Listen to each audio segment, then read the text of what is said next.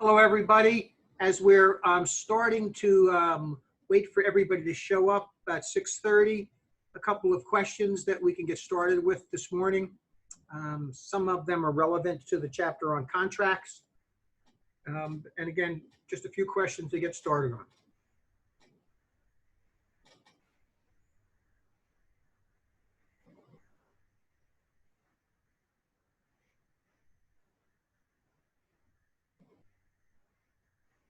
Everybody's going to be muted, and you can unmute yourself. You can also use the chat feature to ask questions, whatever works best for you guys. Hot day today, still very busy out, especially in the $300,000 price range. That seems to be the price range that is the most active right now.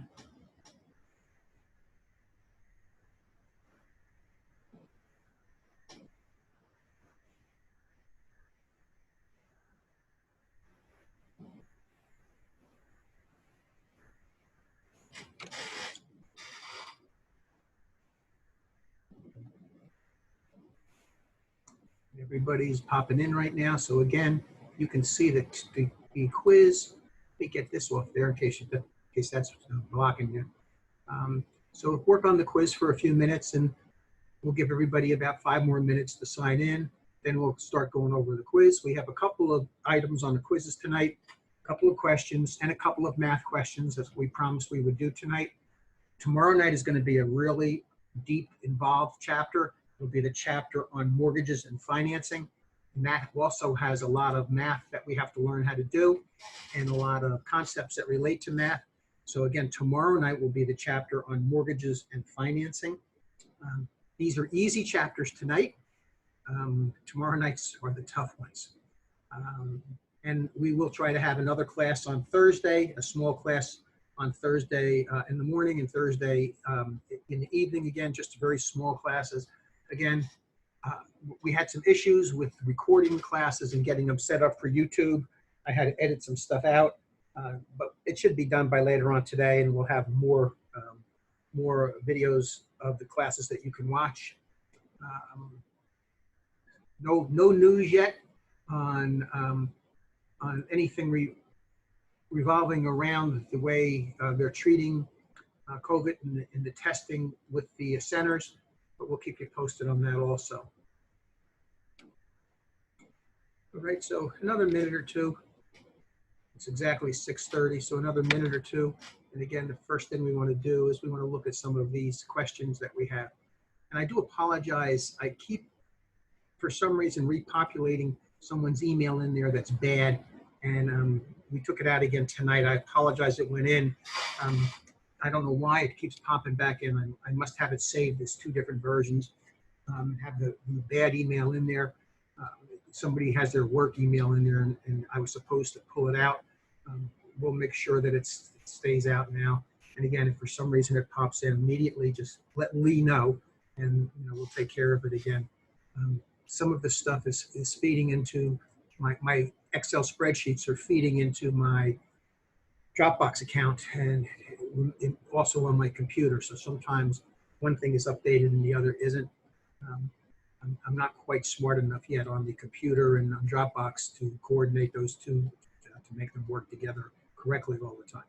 But again, I'll pull your email off. Hopefully that'll solve the problem. Again, just your email that you want to continue to use. The new email will go back off. The working email will back off. All right. So it is about 6:32 now. So we might as well get started. All right. So this is on a chapter on contracts. And first question on this one is mutual assent to a real estate contract is entered by which of the following? So remember, one of the essential elements of a contract is that you have to have an agreement. So mutual assent to a real estate contract is indicated by offer and acceptance. Offer and acceptance is one of the essential elements of a contract. In order to have a contract, you have to have offer and acceptance. Offer and acceptance is sometimes called a meeting of the minds. Offer and acceptance is sometimes called a meeting of the minds. The next question an example of an executory oral contract that is enforceable. Now, an executory contract, remember, executory is one where you've made an agreement, but everything has not been done yet. And we know that an oral contract is enforceable. So which one of these is an executory contract, something that has not been done yet, that is enforceable in New Jersey? And the answer is A, a lease for 6 months that starts in 6 months. So the reason it's executory is something has to happen and it's not starting for 6 months. It's a lease for 6 months that's not starting for 6 months, right? All these others are contracts that have offer and acceptance, but they don't have something else that has to happen. And this 6 months that has to happen is the time frame that has to go by. So the answer to number 2 is A. Let me clear up this annotation again. The answer, I'm sorry, question number 3. A contract of adhesion is a contract that, and the answer is C. So a contract of adhesion means that in case of something isn't clearly marked or clearly spelled out or clearly understood, that only the person who made the contract is responsible for the performance of that contract. So this is a legal concept. And again, where this really applies in your real life, is when you go horseback riding and the guy comes out with the clipboard and he says, sign this before you can ride. And that thing he has on the clipboard says, horseback riding is a dangerous activity. We are not responsible for any injuries that may be incurred during your riding session. That's a contract of adhesion because they have prepared the contract and only they are knowledgeable of what the terms mean. And so what happens is, for instance, if the horse bucks you off, well, the ranch might really be responsible because the ranch may not have maintained the saddles or the ranch may not have maintained the health of the horse. So a contract of adhesion is when a contract is offered to you, take it or leave it. Either sign this thing or you can't go horseback riding. And that contract of adhesion is only able to be enforced by the person who did not create it. So again, with the horseback riding, you would not have to forget about suing them if you were thrown off the horse. Okay, that's a contract of adhesion. So it's offered as take it or leave it. Number 4, after an offer is accepted, the seller finds out that the buyer was the undisclosed agent for the buyer as well as the agent for the seller. What are the seller's rights? Well, that's a non-disclosed dual agency. And if that were to happen, then the seller can withdraw without any obligation to the broker or buyer. So again, if you're acting as an undisclosed dual agent, that's in violation of the Real Estate Commission's rules. Now, I once was selling a house, a 3,000 square foot house that I built in Virginia, and the buyer on it was the spouse of the real estate agent that I was dealing with in Virginia, and they didn't disclose it. And I was wondering why nobody had ever shown the house, and I was wondering why the price that they finally were able to offer me and that I agreed to was lower than I had really hoped. And then when I found out that my listing agent was the spouse of the buyer and they had not disclosed that, they were acting as undisclosed dual agent, and I was able to withdraw from the contract. I was able to say, forget it, guys, I'm not going to sell it to you. And I did that at the closing table. I'm able to say, forget it, guys, I'm not selling to you. And then I was not responsible for paying them a commission. Didn't sell it to them, but I was not responsible for paying them a commission. Number 5, avoidable contract could be described as, and we have really weird different descriptions here. So a voidable contract is one that is valid, that it's okay unless it's voided. So as an example, so the answer is A, it's valid unless it's voided. So an example of this is if you were going to buy Justin Bieber's home that we talked about, that he bought when he was 17. If you were going to buy his, if he was going to buy that home when he was 17, when Justin Bieber was getting ready to buy that home when he was 17, Justin Bieber had a valid contract as a buyer, even though he wasn't 18, but as a buyer, he can be 17. He had a valid contract, and it would stay valid unless it was voided. Now, who could have voided it? Justin Bieber could have voided it because he wasn't 18. He didn't have the ability to sign a contract. So a voidable contract is one that is valid unless somebody is going to void it. Now, I'm going to ask you guys to hang on for a second because we had a little bit of a issue here. Well, hang on for just a minute. We'll do it a different way here. A couple of people did not get the Zoom invitation, so we're going to do that now. Let's do the last question first. A remedy that puts the parties back into the position they were prior to entering into a contract, and that would be a rescission or a return to the status quo. A rescission or a return to the status quo. Okay, so the answer to 6 is a rescission or a return to the status quo. Now bear with me for a second, and I'll get to the chat in a minute. Bear with me for a second while I enter these people who were texting me that they didn't get an invitation. So just give me a second.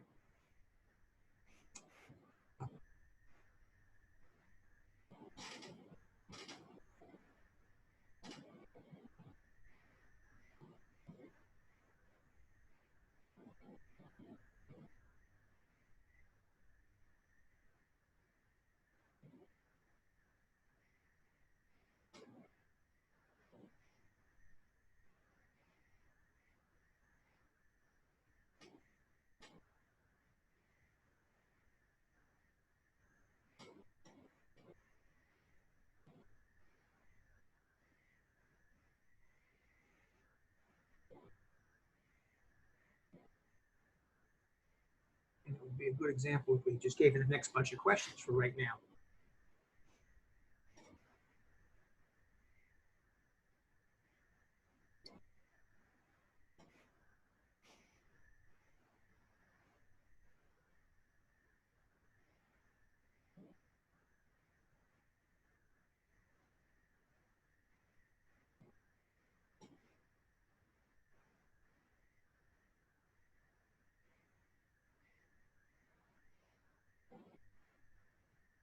Okay, so a couple people were missing. We'll get them on in a second. As you guys kind of go over those next couple of questions.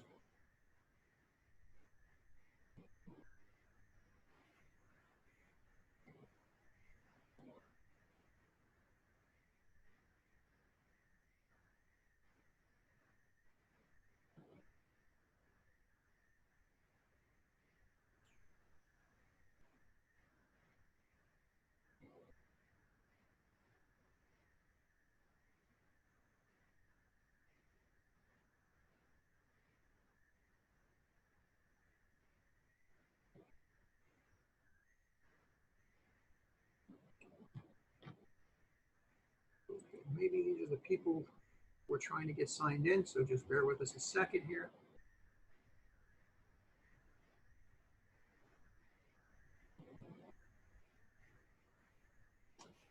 All right, let's go on with the questions while we work on getting those guys signed in.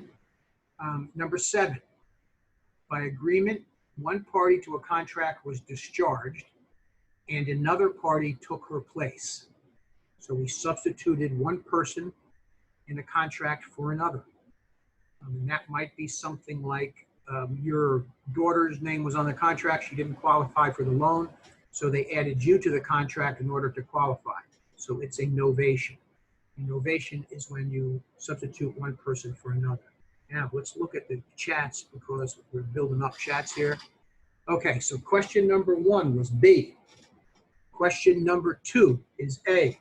Question number 3, somebody already took care of it for me, so thank you. whoever took care of it for me. Question number 3 is C. Question 4 is A, and question 5 is A. So thank you, whoever did that. I appreciate it. Okay, number 8. Which of the following would be regarded as a customer of a broker? So who's a customer? It's whoever is not a client. So the answer to it is D, the buyer of a listing not represented by an agent. The buyer of a listing not represented by an agent. The property owner under an open sale listing would be a client of the broker. The property owner under an exclusive sale listing would be a client of the broker. The buyer under an exclusive buyer listing contract would be a client of the broker, because all of those things created the agency relationship. However, the buyer of a listing, if I have a listing for sale, Remax Best, and a buyer comes in from another company, the Weichert agent is representing the buyer, then they are not a client to me.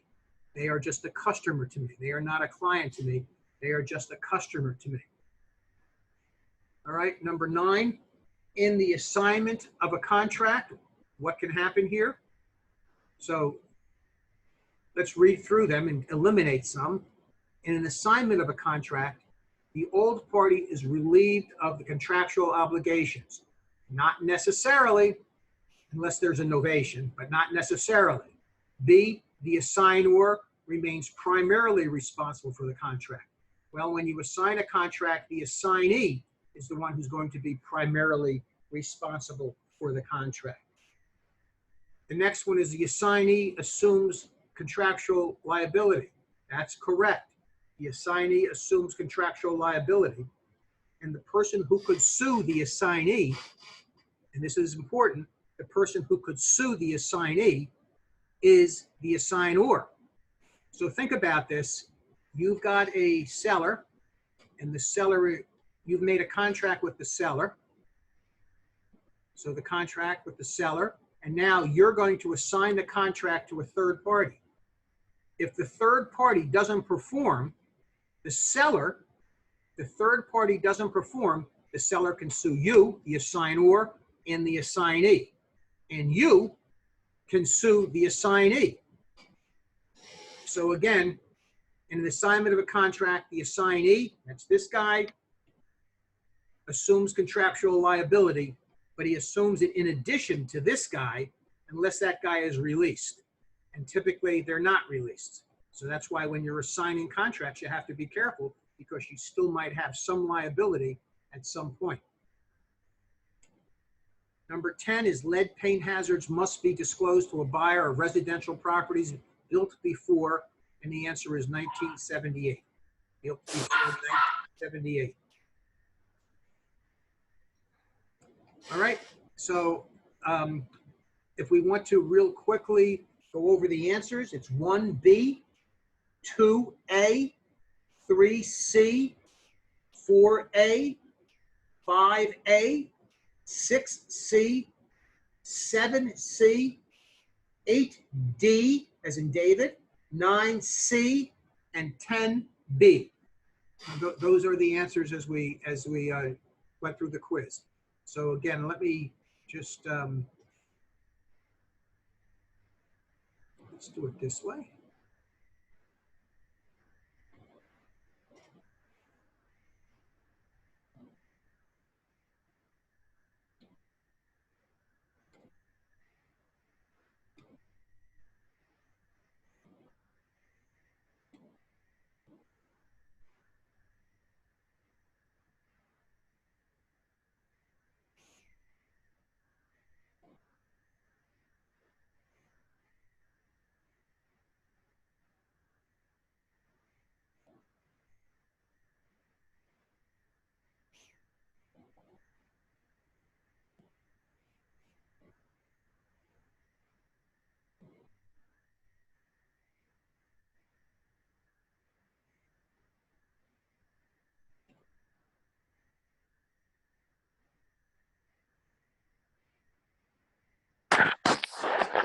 Okay.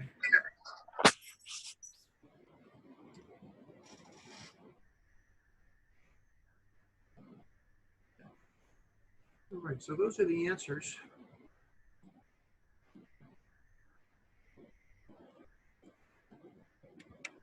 to the 10 questions. I don't know if you can screenshot it so that you have it. I can shoot out a email with these 10 questions on tonight. Let me make a note about that. Okay. All right, now a little bit more fun and games. Borrower must sign a notice entitled "An Importance of a Home Inspection" when, again, the form that we need that says that you're going to have the importance of a home inspection is going to be for a home with FHA financing. Homes for FHA financing require that you make the seller aware that they need a home inspection. So a home with FHA financing, that's one of their rules. So the answer is C. Also, by the way, if you're buying a HUD home, HUD homes require you to make a disclosure that you should have a home inspection. Can I go back to the answer for 7 through 10? So 7 is C, 8 is D, 9 is C, and 10 is B. 7 is C, 8 is D, 9 is C, 10 is B. And I'll send everybody these 12 questions tonight via email so you can go over them again and take it again. What the heck? I'm not going to send you the answers on them. Take it again and see how you do. Okay. Now, a couple of math questions. An office manager is paid $1,000 a month plus 1% of all sales. Now, in offices like Weichert, this is how it works. The sales manager or the office manager is paid a flat fee a month, plus they get a percentage of all of the real estate agents' commissions that come in. That motivates them to help the agents do a better job with commissions. Let's see what we got here for a second. Another chat. What was 12? The answer to 12 was A. You know what? I think we might not have gotten 12. We might have just ran over that too fast. Let's go back to it. 12. M and N agreed that M would buy N's lot for $68,000 with the settlement scheduled for next Thursday. What type of contract was it? So what type of contract was it? It's bilateral. They both have an obligation. It's expressed. They expressed what they're going to do. And it is also executed, executory, which means something has to be done yet because they're not closing till next Thursday. So something has to be done yet. So the answer is A, bilateral, express, and executory. So it's for number 12, it's A.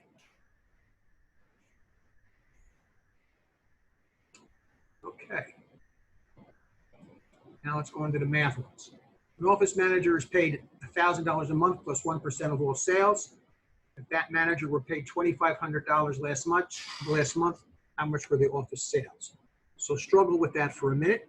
Just play with it for a minute, see if you can come up with an answer.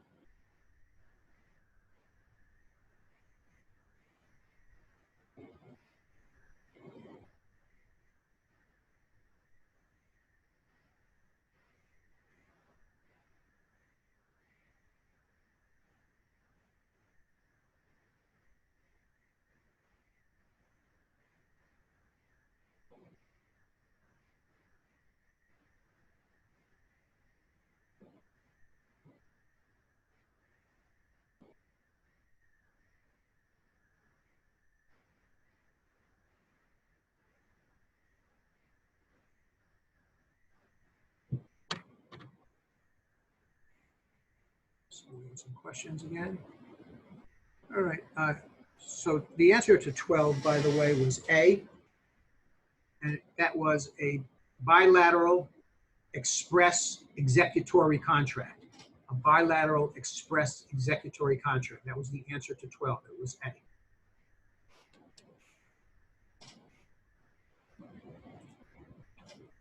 All right, so an office manager is paid $1,000 a month. She got paid $2,500 last month.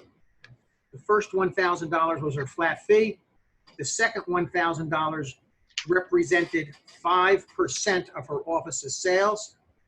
Okay, so we're looking for what were the office's sales. We're looking for the office sales.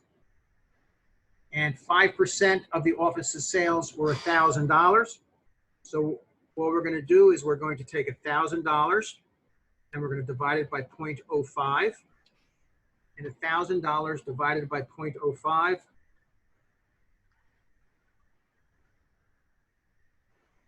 gives us $20,000. Now, you only have a couple of math questions on the test. And since you only have a couple of math questions, if you only have a couple of math questions, oh, I'm sorry, it's 1%. I'm sorry about that, guys. You're right. So we're going to divide it by, sorry about that. Thank you very much. We're going to divide it by 1%.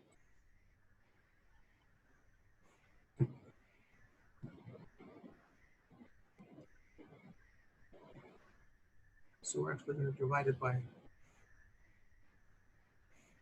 0.01.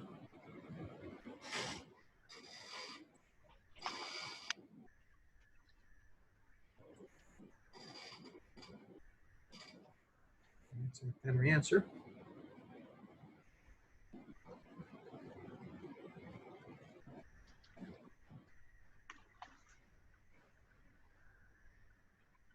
It's going to be $100,000. Thank you very much. It's going to be $100,000. $2,500 is the total she was paid. $1,000 was her base pay. The other $1,000 represented this should be 1% of her sales. So used to having it be 5% as in a store, it might be. So we take 1,000 divided by 0.01, and it gives us $100,000 worth of sales for that office. I use 1,000. It should be 1,500. You know what? I am having a rough night tonight. You're exactly right. So it's 2,500, and then it's 1,000 for the sales, and then 1,500. Sorry about that, guys. Rough night tonight. And that's going to be equal to 150,000. I should solve these things before I put them up there. But you're right. You're absolutely right. Thank you very much. Okay. You guys are all catching my mistake tonight. I see it on the chats. It's good. All right, let's go to the next one. How many acres are in a lot? 500 feet by 500 feet. And remember the old trick for remembering how many square feet it is in an acre? And I would like to say, the guy in class taught me to say 7-Eleven, like the store 7-Eleven. 43 is the 7. 5, 6 is the 11. So an acre has 43,560 square feet. An acre has 43,560 square feet. So how many acres are in a lot 500 by 500 feet?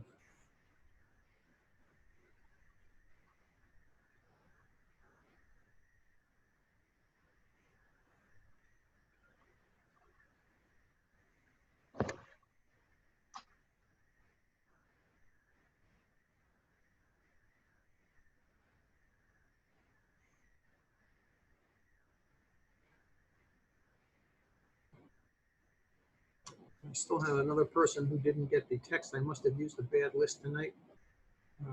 Bear with me a second while I send him this invitation.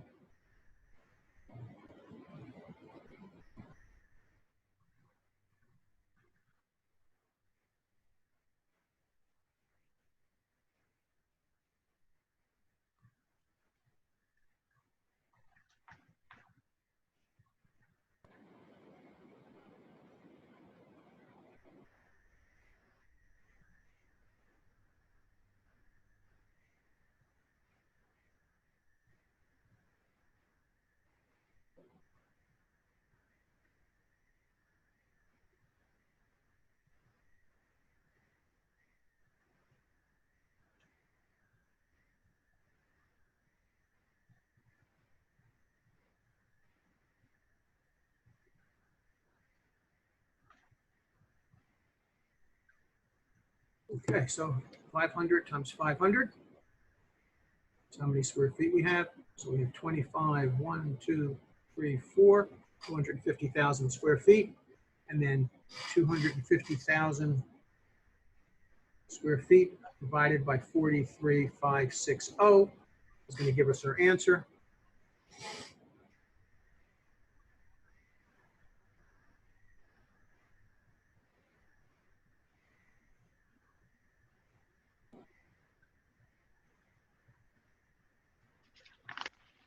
Gives us 5.739. 5.739 acres. And on the real test, they usually don't give you answers that end up with having to round off anything. So it's 500 by 500. 500 by 500 is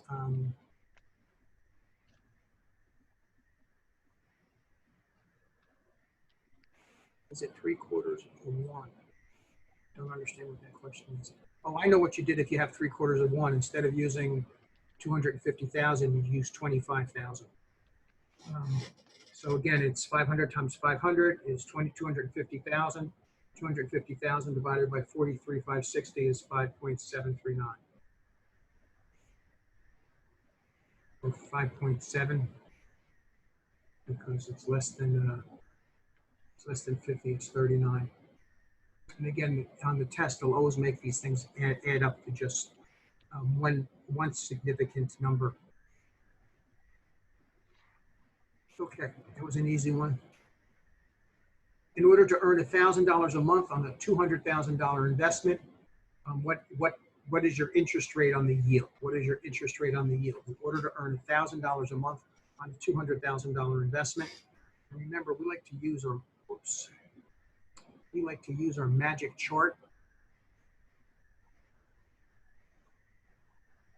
You see earnings. And we put a line across here, and then a divided sign here and here. And then we do principal times rate here. And whatever we're looking for, we cover up with our finger. So we're looking for the rate. What's the rate of the yield? What's the rate? So we want to cover this up with our finger. And if we cover this up with our finger, it leaves us with earnings divided by rate. Okay? Earnings divided by, principal. Earnings divided by principal. We cross out the rate, put our finger over rate, it leaves us with earnings divided by principal, earnings divided by principal. So earnings divided by principal, and that would be, earnings would be, it's $1,000 a month, but we always express interest rates in the term of a year. So we would have to multiply the 1,000 times 12. So we get $12,000 divided by 200,000. And that would give us our yield per year. So $12,000 divided by 200,000.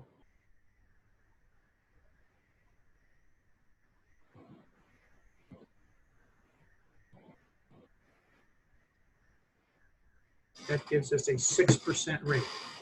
The answer to that is 0.06, and 0.06 is 6%. That gives us a 6% return.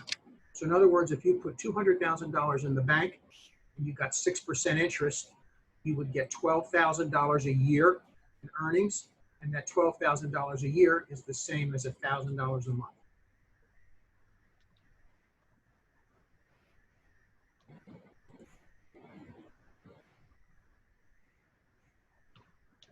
All right, so now that ends the pain for tonight. We're going to go over what we did last night and then add a couple more chapters onto it for tonight. So we're going to start out with listings. And again, as you guys know, I believe that if you want to be successful in real estate, it's listings. If you want to be successful in flipping properties, it's listings. It's finding people who are looking to sell for whatever reason. So a listing contract itself is an express contract. Everything both parties is expected to do is clearly written out in the listing agreement. It's a bilateral agreement. Both sides, bilateral, both sides have obligations and responsibilities and have expectations. So it's bilateral. It's contingent. So the real estate broker does not get paid unless the house is sold. So a listing contract is an express contract. Everything is written out. It's bilateral. Both parties have responsibilities and expectations, and it's contingent. The broker doesn't get paid unless the property is sold.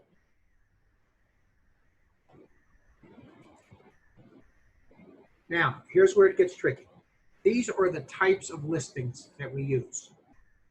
And the first one is the type of listing that 95% of the listings in the MLS are.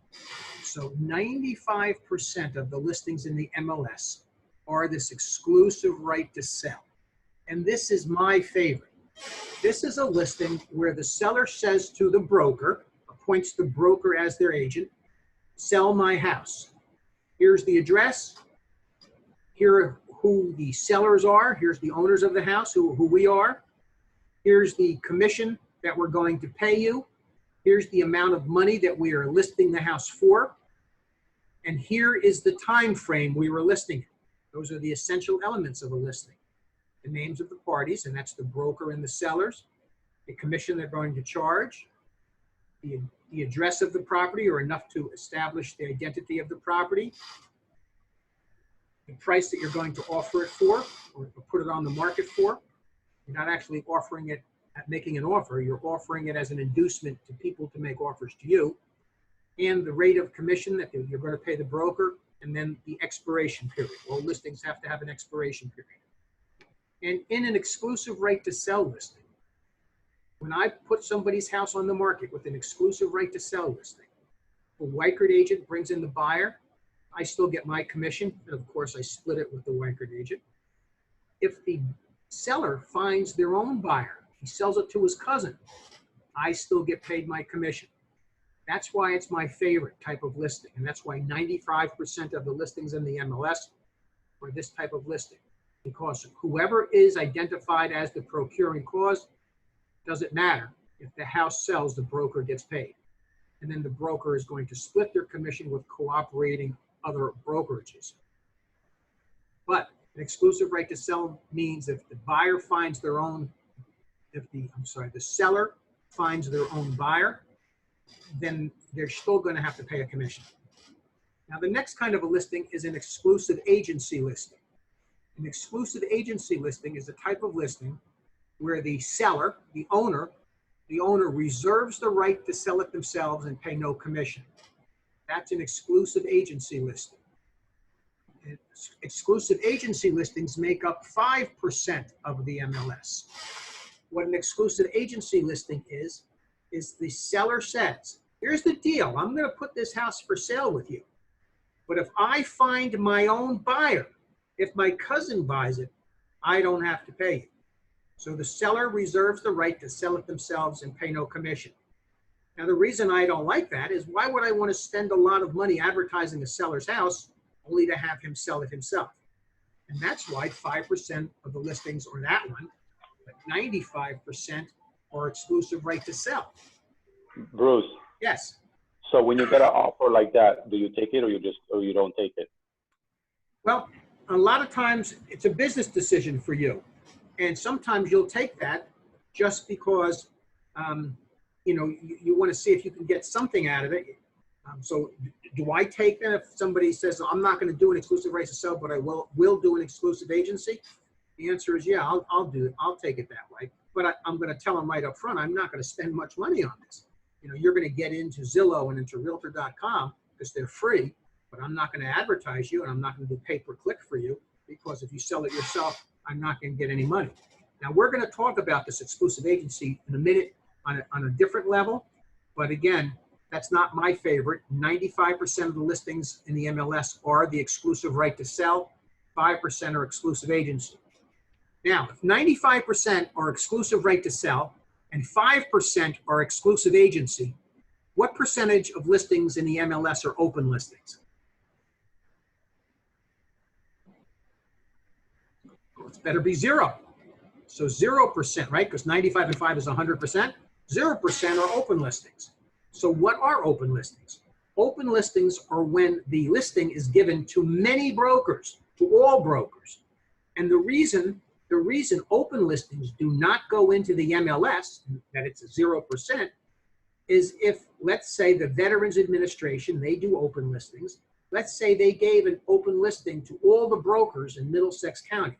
It would show up in the MLS 209 times. And that would cause really a whole lot of confusion. So on an open listing, whoever finds the buyer gets all the commission. So when the VA does an open listing for its properties, Whoever brings in the buyer gets all 5%. Whichever company brings in the buyer gets all 5%. And if the VA, through their own mechanism, sells the property, then there's no commission. And that's a tricky thing to remember, because one of the questions that always comes up is what type of listings enable the seller to pay no commission? Well, we know exclusive agency enables the seller to pay no commission because if he sells it himself, it's zero. But remember, an open listing says whoever finds the buyer gets all the commission. So in an open listing, if the seller finds his own buyer, there's no commission. So that's a tricky question you'll see on the test, because your first thing you want to jump at is to say, oh, it's exclusive agency only. But it's not, because on an open listing, if the seller were to sell it himself, he gets all the commission. If Weichert sells it, they get all the commission. If Remax sells it, they get all the commission.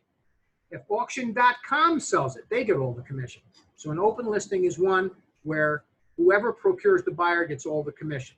And we don't see those in the MLS because they would be untenable in terms of the confusion they would confer. 95% of listings are exclusive right to sell, 5% are exclusive agency. And the last one is an oral listing. An oral listing is where you just make a deal by mouth with somebody about buying or selling a property. And an oral listing is enforceable if you have evidence to the nature and the extent of the transaction. So what might give evidence? Well, you hand somebody a deposit check and they deposit it. That would give evidence that their intention was to sell to you. So an oral listing under the statute of frauds with a revision in 1996 said that oral listings could be enforceable if there is enough evidence to prove to the existence and the nature of the contract. Okay, so those are the type of listings. There's one more type of listing that's illegal, and the type that's illegal is a net listing. In a net listing, that's where the seller says, sell my house, and anything you get over $100,000, sell my house, and anything you get over $100,000, you can keep for the commission. So if you get $101,000, your commission is $1,000. If you get $150,000, your commission is $50,000. If you get $110,000, your commission is $10,000. Those are illegal. And the reason they're illegal is they don't have you always acting in the best interest of the seller.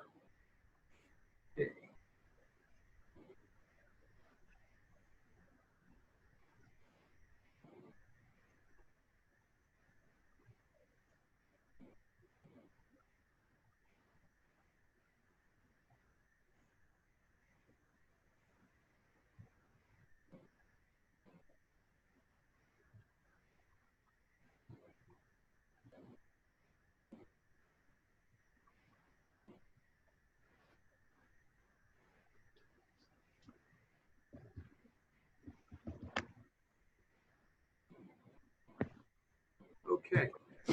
Now, on all of these, exclusive right to sell, exclusive agency, and open, the Real Estate Commission orders real estate brokers to cooperate. We got a little confused on this last night, so I want to hit it real strong tonight. On all of these, the Real Estate Commission orders the brokers to cooperate. And what cooperate means is to share the information. And how do we share the information on each of these? What's the process by which we share the information on each of these? When we share it either through a big website like the VA website, or we share it through MLS. That's the method by which we share that information. Sometimes, for whatever reason, sellers don't want the information to be shared. They don't want us to tell other brokers that their house is for sale. They just want all the information kept into one brokerage. And in order for that to happen, they have to sign a waiver of broker cooperation. It used to be a green sheet when we used to hand them out in person. And that green sheet has wording on it that says, listen, this is not a good idea to say no broker cooperation, because that will mean less of a market that will see the house. It might mean a longer time on the market, and it might mean a lower commission. You know, essentially it says, I understand that I'm crazy and I wish to limit the people who know about my home, but I insist that you do not cooperate. And if they order us not to cooperate, it doesn't go into the MLS. It doesn't go onto Zillow. It doesn't go onto Realtor.com. It doesn't go onto Homes.com. In Remax, when you put a listing in, it goes to 196 different websites. It doesn't go into any of those. So just imagine how few people know about it in the event that you do one of these waiver or broker cooperation listings. Now, who does it? Super rich people who don't want people to know that their house is for sale. They're guarding their privacy much more than they care about how much money they're going to make. So that's a waiver of broker cooperation. Now, a big important thing to remember is that a multiple listing is not a type of a listing. Again, a multiple listing is not a type of a listing.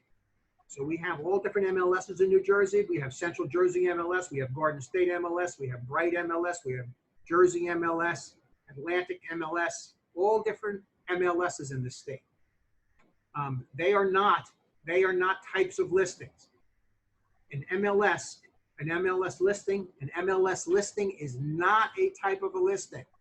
An MLS listing is just a platform that we share our information about cooperation, and we make the knowledge available to buyers through that cooperation that we are asking for buyers to make us offers. So a multiple listing is merely an inducement of offers to purchase. An inducement of offers to purchase. We're telling the market, please make us an offer to buy our house. That's why it's the buyers who make the offer. So a multiple listing service is not a type of a listing. What types of listings do we have? We have exclusive right to sell. We have exclusive agency. We have open. An illegal one is a net. A net one is illegal. And a multiple listing is not a type of a listing. So on the test, you will quite often see all of the following are types of listings except, well, an open is a type of listing, an exclusive agency listing is a type of listing, an exclusive right to sell is a type of listing, but a multiple listing is not a type of a listing. A multiple listing is merely a platform to share or cooperate. It's an inducement of offers to purchase. And that's a question that is always on the test. Now, we create these listing contracts. Normally with an express bilateral contingent agreement. We do it with a listing agreement. And that listing agreement has some essential elements. We talked about those before. The essential elements are the names of the parties, the sellers and the broker, the amount of commission that the broker is charging, the price that the seller is posting their house for sale at, the commission they're going to pay the broker, and the expiration date. All listings have to have an expiration date. In addition, in New Jersey, on residential listings, every time a seller signs a listing agreement, he has to be given a copy of the Attorney General's Memorandum Against Discrimination. And on that Attorney General's Memorandum Against Discrimination, it tells all of the New Jersey rules against discrimination. And speaking of rules against discrimination, the Real Estate Commission actually added a required course that has to be taught from now on. It's a 1-hour course on fair housing. And again, because of the current climate and social awareness, we're asking people to please, continue ed class on fair housing. Okay. All right, so how do we terminate listing contracts? By expiration, time limit goes up. By death, insanity, or bankruptcy of the client or the broker. By mutual agreement, that is where the seller and the broker just agree, let's end this, it's not working out, or not the right time for me to sell. By regulation, regulation means by foreclosure, or by eminent domain, or by adverse possession. Those would end, those are court cases, and they would end the listing contract. By destruction of the premises, your property burns down, that ends the listing contract.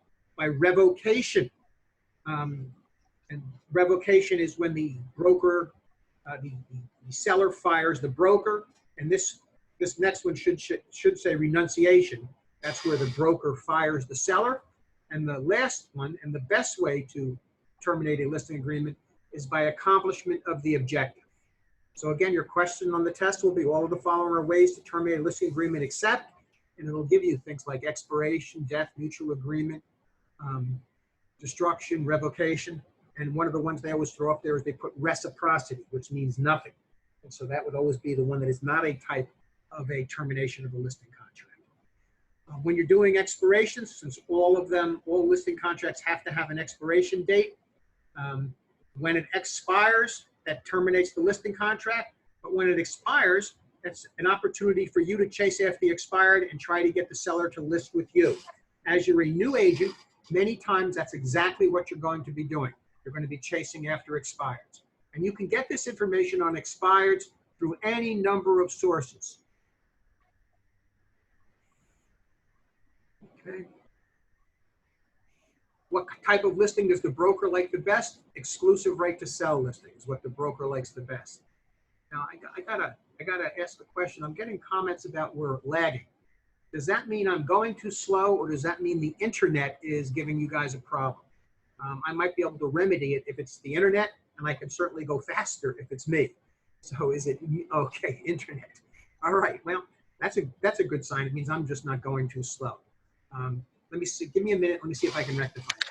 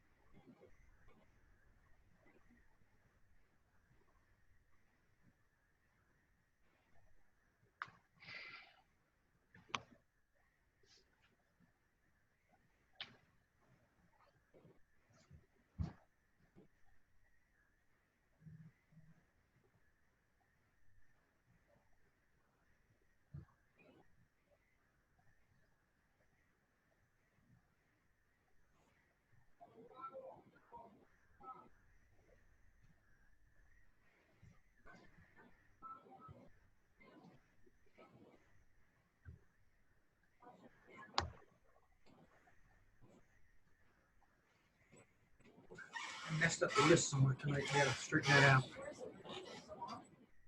Yep. Okay, so we're trying to get everybody in the house to turn off their computers, see if we can get better bandwidth and have this not lag so much. I'm sorry about that, guys.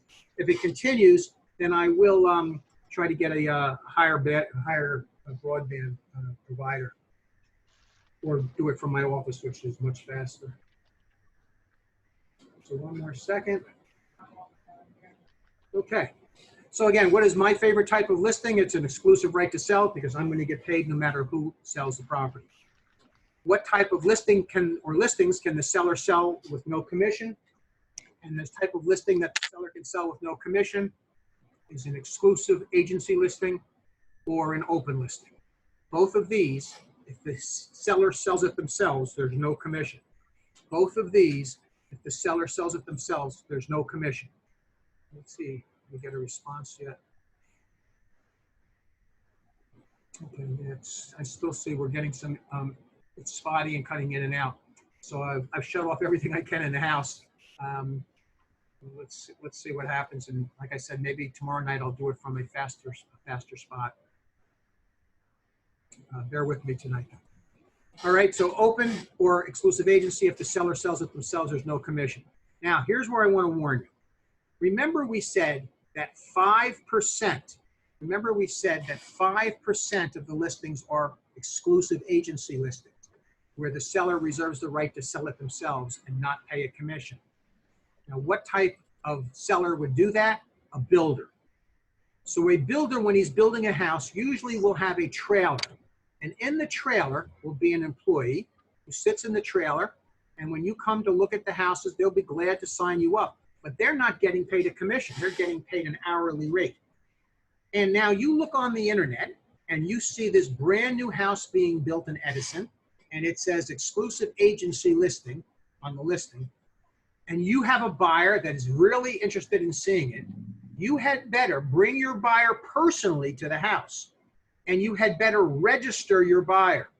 And register means you're going to create some document that proves that you brought that buyer to the house and showed them the house. Because here is the temptation. the temptation is for that buyer to go around you when you're not looking and go directly to the trailer and buy it from the salesperson in the trailer and save the commission, or have the price reduced by the savings in the commission. So when you're showing a listing that is an exclusive agency listing, you don't want that buyer to sneak around behind your back. So you want to make sure you register that buyer with the seller. And typically, builders will have a form that they insist on using, their own form. So you want to fill out that form. You want to bring your buyer to the builder's place, his lot personally. You want to fill out that form and hand it in. And then you want to keep in touch with both the buyer and the builder until they decide they're either going to buy or not buy. Because otherwise, they will try their best to cheat you out of the commission.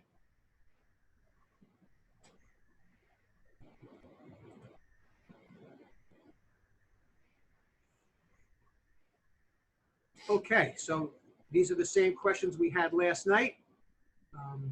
Let's work on these again and see if we can get them all right tonight. So the Chapter 10 quiz, take a couple minutes and do these first 5.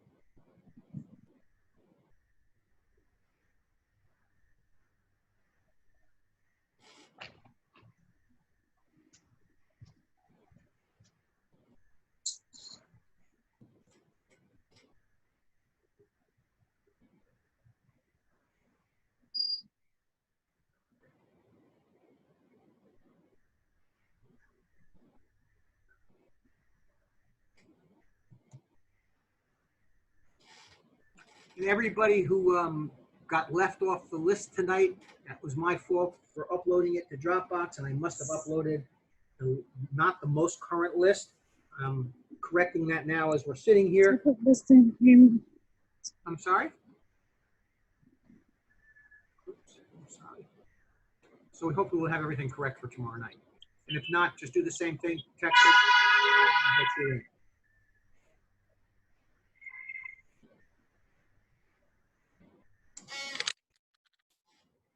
Now, these were the same questions I think we did last night, but let's hit them again. And we just talked about this. After showing a property to a prospect, a broker with an exclusive agency listing, remember that exclusive agency listing means that the seller could sell it themselves without paying you. We had better register the prospect with the seller. And in the case of a builder, it's on a normal form that the builder creates. Listen, and what the builder's going to do with that form is he's going to ask you to fill it out completely in order for you to protect your commission. It's going to have the buyer's phone number and the buyer's email and the buyer's name. And don't think for a second they're not going to go behind your back and try to call that buyer directly. So it's very important that you keep in very close contact with your buyer when you bring them to see new construction. All right, number 2, an oral listing is enforceable. Because of a change in the statute of frauds, an oral listing is now enforceable. As long as there is an evidence to the nature and the extent of the agreement.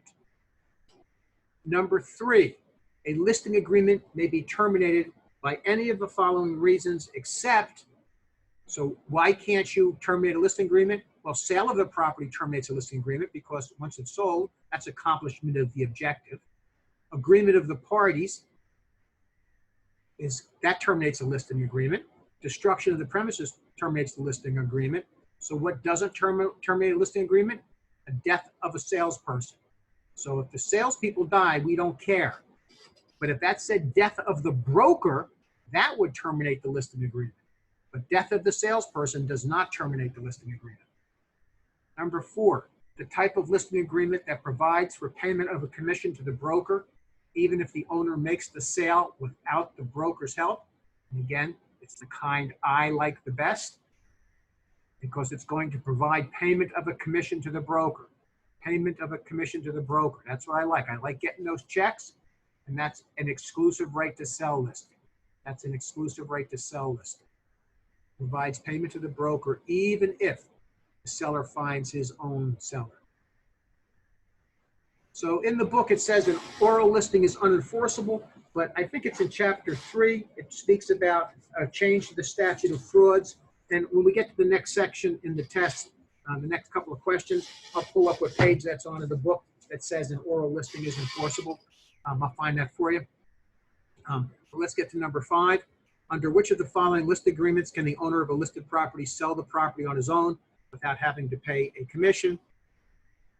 Well, we know it's not exclusive right to sell, and we know it's not open listing only or exclusive agency listing only. It's exclusive agency or open. So again, it's both of these. Both of these give them the right to sell it themselves without paying a commission.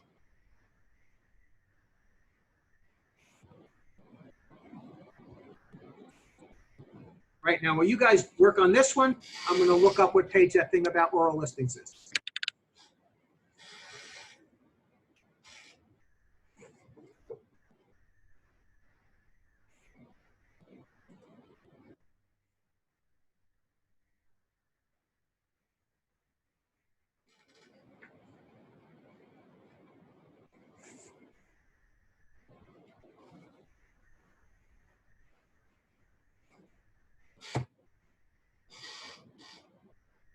All right, so on 290, it says oral listings are unenforceable. On page 235, it says that contracts that are oral are enforceable under a change to the statute of frauds.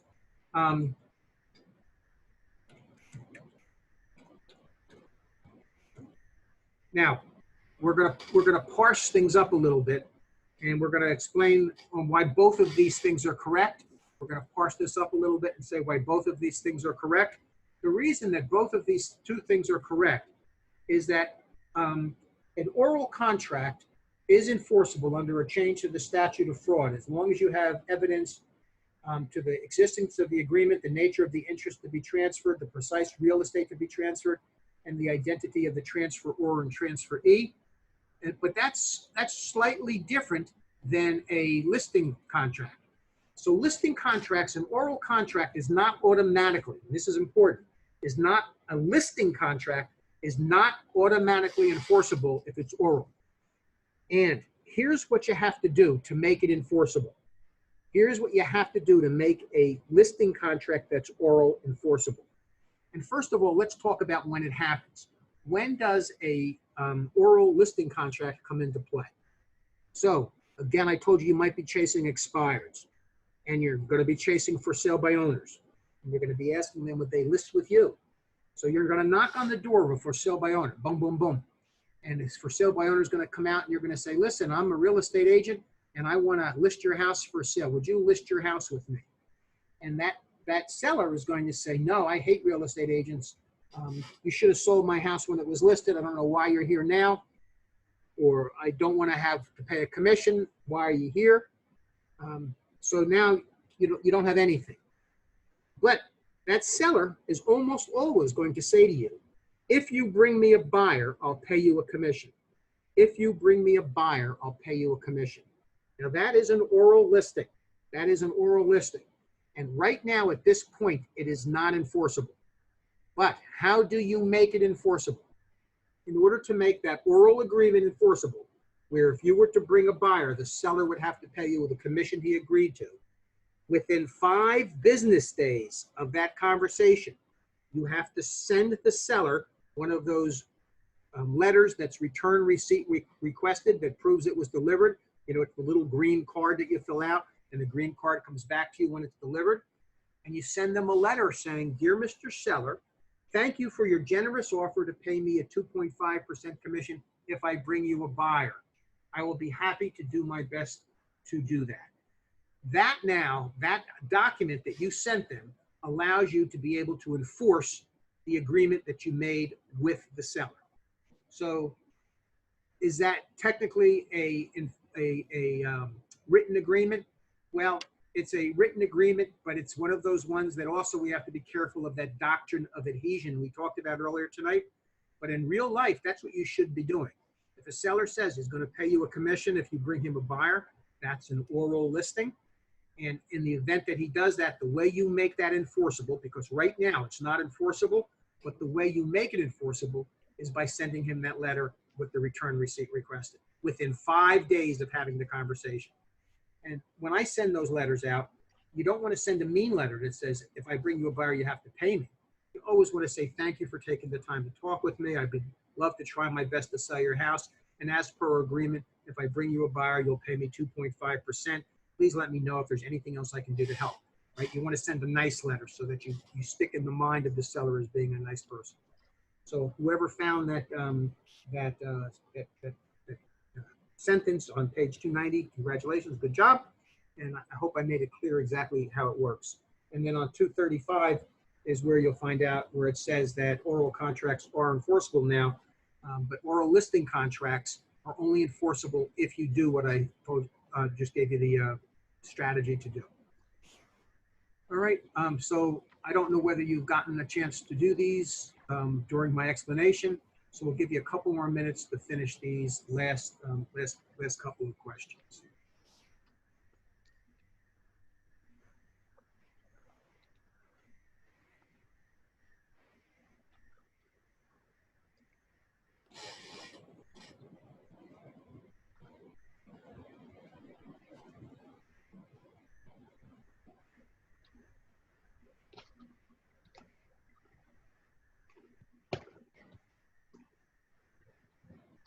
All right, let's get started because we still have a lot of work to do tonight.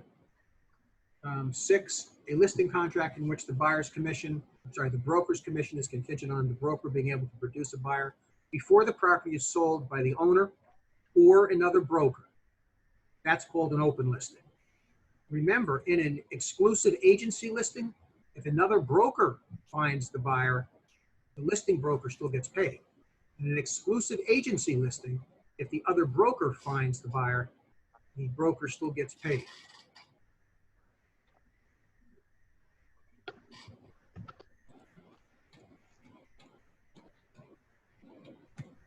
So without the additional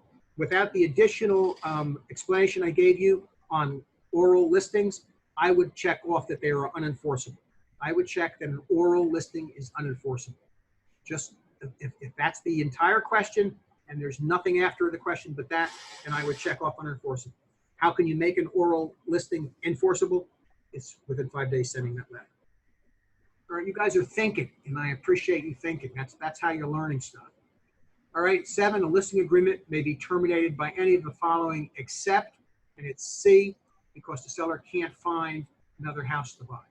Mutual agreement is one way, operation of law is another way, the house burning down, so it's no longer possible to do it is another way. So the answer is because the seller can't find another house to buy. Number 8, the broker enters into a listing agreement with the seller in which the seller will receive $12,000 from the sale of a lot, and the broker gets anything over that amount. We know that's illegal. That's a net listing. I get $12,000 and you get anything above that.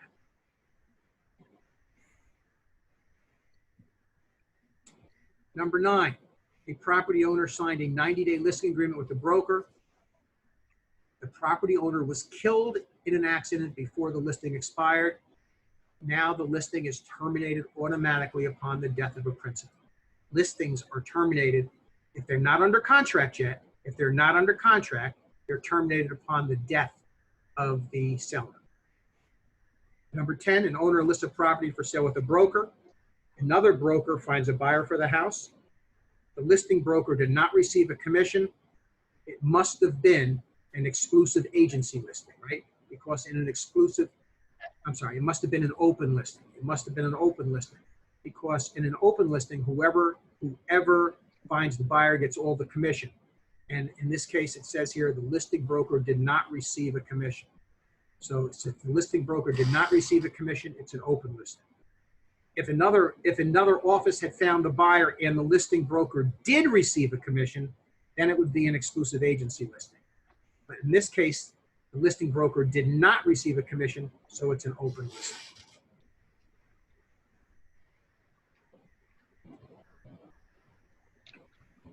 Okay, so now deeds. the chapter on deeds. We're in a allodial state, so remember we transfer all property by deeds.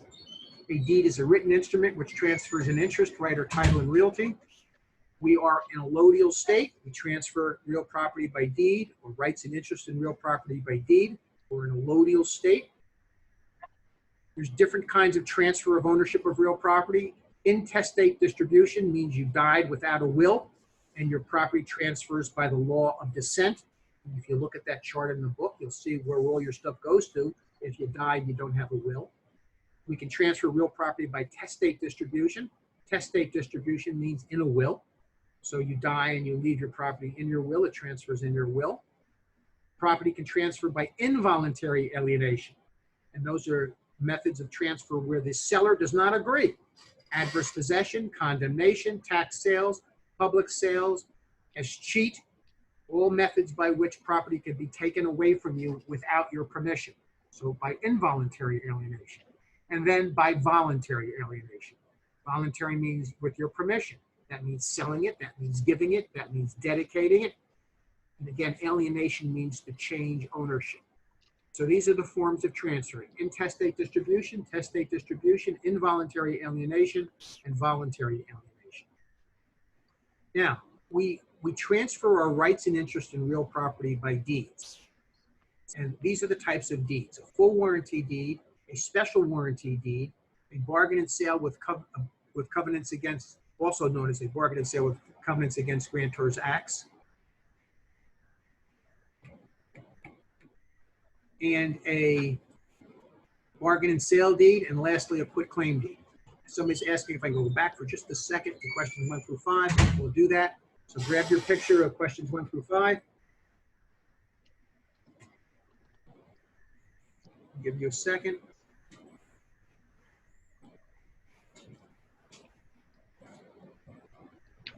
We'll get back to deeds.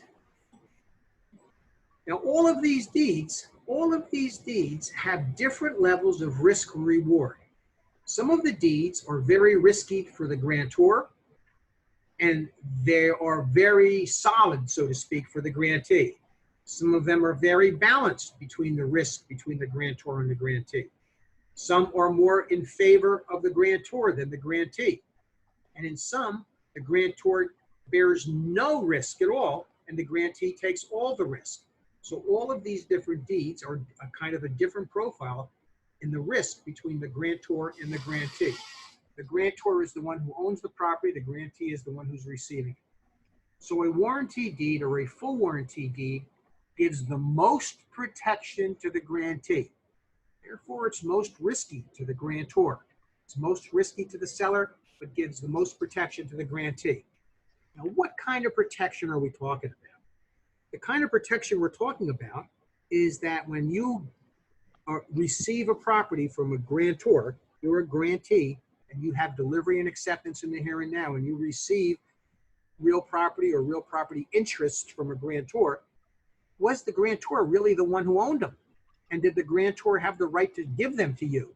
That's what we're talking about here, is what protection is offered from someone with a superior claim coming up and saying, hey, that guy who sold you that property, he didn't own it. So the most protection is offered to the grantee with a full warranty deed. Full warranty deed has all these different covenants or promises. First of all, it has the covenant of season.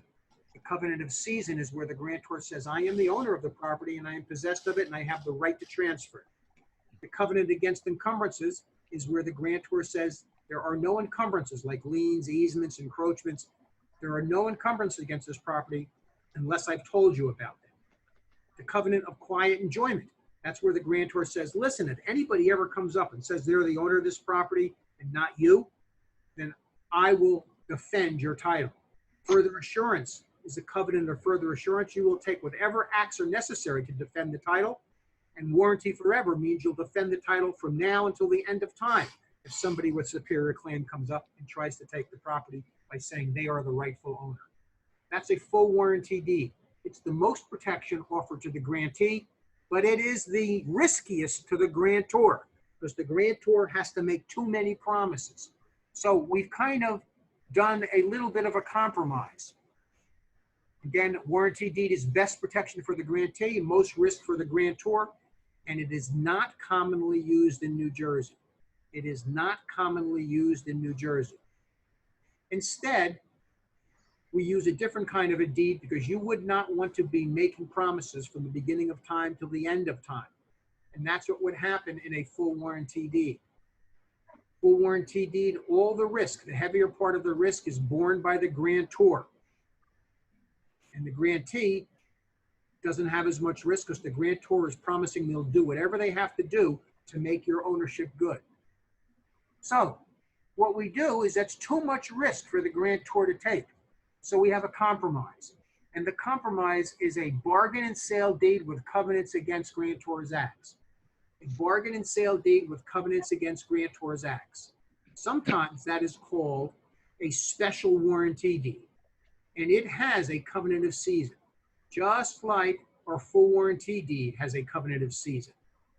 A special warranty deed or a bargain and sale deed with covenants against grantor's acts has a covenant of season. And you can see the risks here are more balanced out. And what it means is that the grantor, when he is granting his ownership rights to the grantee, he is only making promises about what he did to encumber the property during his period of ownership. He's only making promises about what he did to encumber the property during his period of ownership. Let's see, we have a question here. Answers from 6 to 10. All right, we'll go back to that later. I'll get you those answers tonight before we're done. All right, so a bargain and sale with covenants against grantor's acts. The grantor is making promises about what he did during his period of ownership. This is the kind of a deed that we use in everyday real estate. Bargain and sale with covenants against grantor's acts. And a bargain and sale with covenants against grantor's acts coupled with title insurance gives us evidence of marketable title. A bargain and sale with covenants against grantor's acts gives us evidence of marketable title. Now, the next kind of a deed we have is a bargain and sale deed. A bargain and sale deed also has a covenant of season. That's where the seller is saying, I am possessed of the property and I have the right to sell it. But in this case, the seller is not telling what he did to encumber the property. The seller is merely telling the buyer, whatever I did to encumber the property, you're stuck with. If it's got easements, you're stuck with it. If it's got leases, you're stuck with it. If it's got an encroachment, you're stuck with it. So it's being sold as is, so to speak. So again, the bargain and sale deed does have a covenant of season, but it is kind of an as-is deal in terms of ownership, not in terms of house conditions. And whatever the grantor has, whatever ownership he has, whatever interest he has, is exactly what he's transferring to the grantee. And whatever encumbrances are on the title, they're getting transferred to grantee. The grantor is not making any promises. So this is a little bit more risk to the grantee. The full warranty deed is risk to the grantor. The bargain and sale with covenants against grantor's acts is a balancing of risk. A bargain and sale deed is a little bit more of a risk to the grantee. And then we have one more kind of a deed, and that kind of a deed is a, let me clear this out. That kind of a deed is a quitclaim deed. In a quitclaim deed, the grantee is taking all the risk. In a quitclaim deed, the grantee is taking all the risk. Because in a quitclaim deed, the grantor is saying, here's the deal. I'm not telling you I have ownership interest. That's why he's not even appearing here. I'm not even telling you I have any ownership interest. I am just telling you I will never bring a claim against your ownership. I will never bring a claim against your ownership. So he's not saying he's the owner. The grantor has no covenant of season. So on the test, it'll say, what kind of a deed has no covenant of season? Well, what kind of a deed has no covenant of season? It's a quitclaim. So I can give you a quitclaim deed on any property. I can give you a quitclaim deed on the George Washington Bridge, and it's legal. Because I'm telling you, I'm not saying I own the George Washington Bridge. I'm just promising you I'll never bring a claim against it. So a quitclaim deed is the most risky to the grantee. And it's no risk to the grantor because the grantor is not saying he's got any form of ownership. Now the question is, when do we use a quitclaim deed? Well, you might use a quitclaim deed if you were married at some point and you're selling a property and the title insurance company wants to make sure there's no dower right from your past wife on the property. And if your ex-wife, if you were married after 78 and you and your ex-wife never lived in the property as a marital residence and it's only in your name, well, she doesn't have a right to the property. But how does the title insurance company, how can they be sure of that so that they'll issue title insurance? They ask your ex-wife to sign a quitclaim deed. Your ex-wife is going to sign something that says, listen, I'm not saying I'm the owner, but I'm promising I'll never bring a claim of ownership. That's a quitclaim deed. All right, so which kind of deed gives the least protection to the grantee? A quitclaim deed. What kind of ownership gives the most protection to the grantor? A quitclaim deed. What kind of deed gives the least protection to the grantor? A full warranty deed. What do we use in everyday business? A bargain and sale with covenants against grantors acts, ACTS, grantors acts. That coupled with title insurance gives us evidence of marketable title. That covered with title insurance gives us evidence of marketable title. Now, a minute ago, we talked about giving a bargain and sale with covenants against grantors acts deed, where we had the beginning of time, the end of time, and all the grantor is doing is promising what he did during his period of ownership. And that would give us a bargain and sale with covenants against grantors acts deed. Well, what about an administrator? They can't make any promises about this period because they didn't own the house there. The dead guy owned the house. An administrator's deed is given when somebody dies without a will. The court appoints an administrator. The administrator sells the property. They give an administrator's deed. They can't make covenants against grantors acts because they didn't own it. Instead, you get an administrator's deed. A correction deed is a deed that you get where maybe they made a misspelling or they misdescribed the property in terms of the meets and bounds definition. A deed of trust deed is, again, when you have a property and you're buying the property and you give the deed, the trustor gives the deed to a trustee, an attorney, or somebody with a fiduciary responsibility. The trustee holds the deed, and here's the beneficiary down here. Once the beneficiary makes all his payments, the trustee gives him the deed. However, if the beneficiary does not make the payments, the deed goes back to the lender. Okay, that's a deed of trust. It's kind of like a contract that says you're not getting the deed until I'm paid. The next kind of a deed is an executor's deed. In an executor's deed, remember, the executor is representing a dead person who had a will. You have an executor when you have a deed, when you have a will that names you as the executor, and an executor delivers an executor's deed because an executor can't make covenants against grantors acts because he wasn't the owner. The next one is a gift deed. So let's talk about the things you need to have a deed. So what are the essential elements of a deed? It has to be in writing.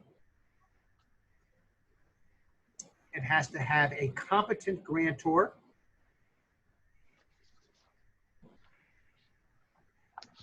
That means 18 sane and sober.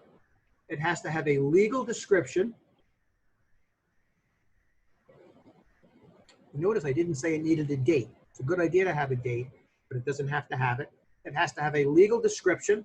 It has to have a recital of consideration, how much it's changing hands for or what it's changing hands for. Could be one house for another, could be money for your house, but it needs to have a recital of consideration. It needs to have a named grantee. So the grantee is just named. And it needs to have delivery and acceptance in the here and now.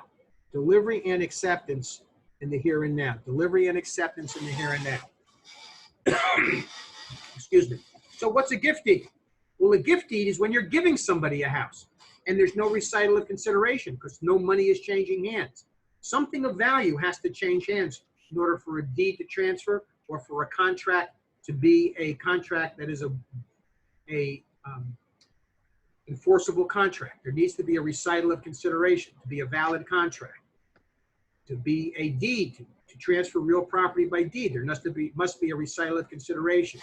So what a gift deed is it says that the recital of consideration is the grantor is granting this property to you for love and affection. Okay, so a gift deed The recital of consideration is for love and affection. And many attorneys actually write it $1 plus love and affection. $1 plus love and affection. All right, the next one is a guardian's deed. Again, Justin Bieber bought that house when he was 17. He could buy it, but when he went to sell it at 17, he could not be a competent grantor because he was not 18, sane, and sober. So he had to have a guardian appointed. So that's a guardian's deed. Or somebody who's insane, that's a guardian's deed. And the last kind of a deed is a sheriff's deed. When something is sold at the sheriff's sale, the sheriff can't make covenants against grantor's acts. You know, the grantor owned it during this period of time. The sheriff can't make promises about what happened during grantor's acts. So in a sheriff's deed, you get the deed, and you get the deed delivered to you in the condition it was in prior to the foreclosing entity placing their lien. So if the foreclosing entity placed their lien here and the sheriff is selling it, you're going to get the title with nothing on it. If the foreclosing entity placed their lien here, all these things were on it before they placed their lien. All this stuff would survive the sheriff's sale. Okay, so what's an easy explanation of that? If the first lender was foreclosing, the second lender is wiped out. If the second lender is foreclosing, the second priority lender is foreclosing, the first priority lien stays and you still have to pay it off. And if either first or second is foreclosing, what automatically jumps to first position? Unpaid real estate taxes.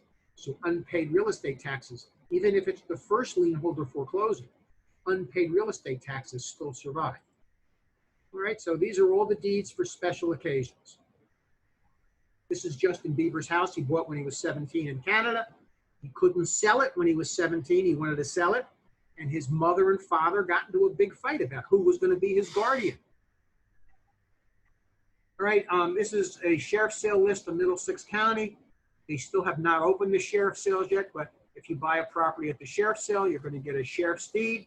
And the sheriff's deed returns the deed to the condition it was in prior to the foreclosing entity placing the lien. So if we look at this very first one, who's the foreclosing entity? Williamton Savings Fund, doing business as whoever it is. Whenever they place their lien, that establishes their priority. And anything that's above them in priority would stay, like unpaid taxes or a senior lien. Anything that's below them would be wiped out.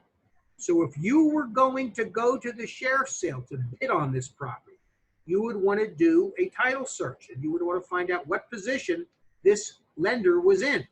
And very important in this case, you would want to find out if their homeowners association had a lien also. Because in New Jersey, certain homeowner liens, certain, not all, certain homeowner liens jump to first position. So you might call the homeowners association here and find out if they have a lien filed and if that lien has priority over the Wilmington Savings Fund. Because you could end up buying this property at the sheriff's sale, with this being the foreclosing entity, and you still might owe this lien to the homeowners association. All right, so again, we'll do a chapter on foreclosures and how to work foreclosures, but you know, that's just a quickie thing to keep in mind. Elements of a deed, a written instrument, should have a date, but it doesn't really need it because we have delivery and acceptance in the here and now, and that's what defines what time it happens. You have to have the legal capacity of the grantor. He has to be a competent party. That means 18, sane, and sober. You have to have a signature by the grantor. The grantor has to sign it. You have to have a named grantee. You have to have recital of consideration. You have to have words of conveyance. Words of conveyance are just a verb that indicates your offer to sell. That offers your offer, that your words of conveyance are just a simple verb that indicates what you're trying to do. You're trying to sell, you're trying to give in case of a gift deed, you're trying to donate in case you're going to give it to the town. So some verb that indicates your desire to change ownership. And then it's going to need to have a habendum clause. Habendum comes from the Latin word for have. It's how much of an estate you have. A deed has a habendum clause. You have a life estate, you have a fee simple estate, you have a defeasible fee estate. Those are all the types of estates you might have. It needs to have a legal description. That's a meets and bounds description. Remember, beginning at a point, and then you go around the parameter of the property and the meets and bounds description. That's done by a surveyor. Any exceptions and reservations, any warranties and covenants. The deed has to be signed by the grantor. So the deed is signed by the grantor. The grantee doesn't sign a deed. He just gets it. It's signed by the grantor. There has to be delivery and acceptance in the here and now. And then the person who is getting the property, the grantee, should record it. They should record it. And in order to record that document, it has to be accompanied with an acknowledgement. And the acknowledgement is where the grantor swears that it's him that signed it. I, Bruce Parker, swear it's me that signed it. And an officer of the court says, yep, that's really Bruce. I know him. He produced his identification to me, so I know it's him. Therefore, I know he signed it. And then he signs it. So that is an acknowledgement. And that having that acknowledgement accompanying the deed that's signed by me is an indication to the county clerk that it's a valid deed, and that allows it to be recorded at the county clerk's office. And recording serves as constructive knowledge or constructive notice. All right? So those are all of the essential elements of a deed. Let's go over them again. Written instrument. It has to be in English. Date. But you don't really need a date. You don't really need a date. Legal capacity of the grantor. The seller has to be 18, sane, and sober. A named grantee. Recital of consideration. And it might be for love and affection plus $1 in a gift deed. Words of conveyance. I'm granting, I'm selling, I'm donating, I'm giving. A habendum clause. How much of an estate you have. A legal description, which is a meets and bounds description created by a surveyor. Exceptions and reservations. If you have any deed restrictions, any life estates, exceptions and reservations. Any warranties and covenants. If you're giving a warranty or if you're giving a covenant of season, it has to be signed by the grantor. A deed has to be signed by the grantor. And then a deed, in order to be an effective transfer, has to be delivered and accepted in the here and now. So if I make out a deed to my house, and I'm going to give my house to my son in that deed, it doesn't count as having happened until I hand him the deed. So until there's delivery and acceptance, you didn't have a change of ownership. There needs to be delivery and acceptance in the here and now. And then in order for the county clerk to be able to be sure that it was the grantor, that it was me that signed the deed, it has to be accompanied with an acknowledgement. And if it's accompanied with an acknowledgement, the county clerk can record it, and recording it serves as constructive knowledge. Okay. Let's see, we got a question here. What about if he is an executor?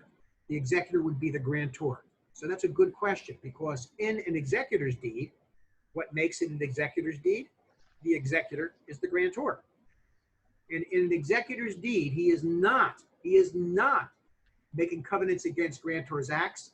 In an executor's deed, it's most similar to just a plain old-fashioned bargain and sale deed, where the executor is saying, listen, whatever I have here in this deed, whatever the dead person had on his deed, and whatever encumbrances the dead person had on his deed, when you get the deed, you're going to have them too. So that's a good question. All right, when you transfer a deed, you have to pay a realty transfer tax. It's a sliding scale. You could just Google what the realty transfer tax is. If you're a senior citizen, there's a discount. If the sales price is $1 million or more, there's an extra 1% millionaire's tax. That 1% millionaire's tax is sometimes paid for the buyer. Sometimes it's paid by the seller, but it's all part of negotiation. You negotiate who's going to pay that $1 million tax. They call the millionaire's tax. Now, when you have a closing, there's a responsibility for letting the IRS know. Because the IRS, is always watching out to see if you have a taxable event. So there is a responsibility when you have a real estate transaction to let the IRS know. That responsibility falls on the mortgage lender first, the seller's real estate broker second, the buyer's real estate broker third, and anyone else who is a party to the transaction fourth. So typically at a closing, the lender or the seller's attorney will prepare it's a 1099-C, I think it's called. And then that goes to the IRS. It lets the IRS know that you had a real estate transaction, and the IRS then can calculate whether or not it's a capital gains event. And we'll have a chapter on taxes, what's a capital gains event and what's not. But again, there's a responsibility for letting the IRS know at closing that you had a close. All right, so again, a couple of questions here. We'll give you a minute to work on these couple of questions and take your screenshots. And I'm going to go through them all, and I'm going to mark them so you can take the screenshots before and after, so you can do the test if you want to. But take a minute and go through these.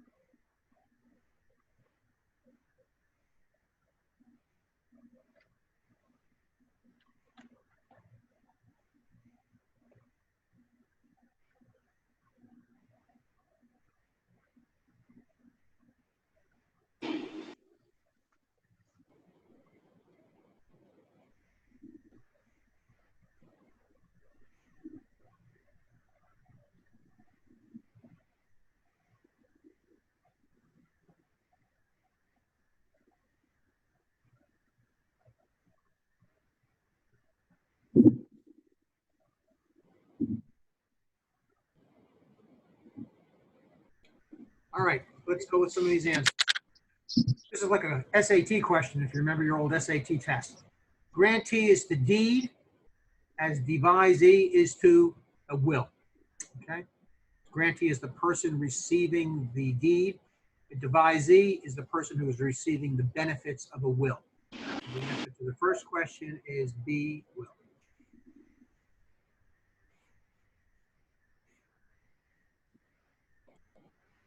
All of the following are true about adverse possession. An adverse possession is openly, notoriously, and continuously occupying without permission the owner's property. So all the following are true except, so let's walk through them at a time. We know that the person taking possession must do so without the owner's consent. Occupancy must be continuous. We know that's true. The person taking possession must compensate the owner. That is the one that is not true. On adverse possession, the person who is claiming through adverse possession does not have to pay anybody any. That's, the answer is C. Person taking possession must compensate the owner. That's not true, but it's asking you what's not true. It says except. So the answer is C. Number 3, a single person owned a parcel of land. After the owner's death, the probate court determined the distribution of the land in accordance with the state statutes. That means that person died without a will. He died intestate. That's why the state was deciding how their stuff was distributed. Number 4, what will happen to the real estate if the deceased owner did not write a will and has no heirs? So the ownership will pass to the state of New Jersey by escheat, and they won't pay anything for it. And the reason they don't pay anything is who would they pay? Guy's got no will and he's got no heirs. Who would they pay? So all you guys out there tonight that are in the class that don't have a will, get a will made up. All right, number 5. Let's move this out of the way for a minute. Title to real estate that is inherited from a person who died intestate is referred to, and it's as a devise. And every time we go over this question, I remind you guys that this is always on the test, exactly like this. By the way, a bequest used to mean money or personal property. Money is personal property. And a devise always meant real estate. Now they use devise to mean both real and personal property. And here's the trick they throw in there, is they put in this word demise. And you know, you get tricked sometimes because you think, oh, when there's a demise of somebody, they die. Well, that's not the only use of the word. Demise means to lease. A demise is a lease. So they put that in there to trick you because you think about the demise of somebody being the death, but that's not what it means. This demise means to lease. So the answer is devise. Our answer on this question is devise. Okay? Pretty easy questions.